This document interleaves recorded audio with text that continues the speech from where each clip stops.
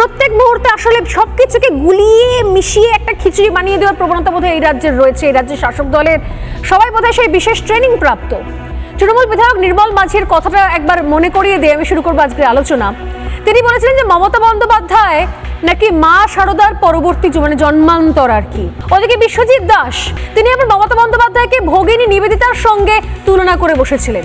শারদা মা মারা যাওয়ার কিছুদিন আগে বিবেকানন্দের কিছু যারা সতীর্থ বন্ধুদের কাছে মহারাজদের কাছে বলেছিলেন যে আমার মৃত্যুর পরে আমি কালীঘাটের কালীক্ষেত্রে জন্ম নেব, মনুষ্য জন্ম নেব এবং আমি ত্যাগ তিতিক্ষা সামাজিক কর্মকাণ্ডের সঙ্গে রাজনৈতিক কর্মকাণ্ড জড়িয়ে যাব। শারদা মায়ের মৃত্যুর পরে মমতা বন্দ্যোপাধ্যায়ের জন্মের সময়টা হচ্ছে সেই অঙ্কটা মিলিয়ে দিচ্ছে। তিনি মা শারদা।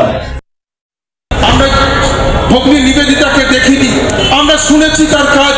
আমরা ভগ্নী নিবেদিতাকে আমরা শুনেছি যে মানুষের সেবা করবার জন্য নিজের জীবনকে তিনি উৎসর্গ করেছেন।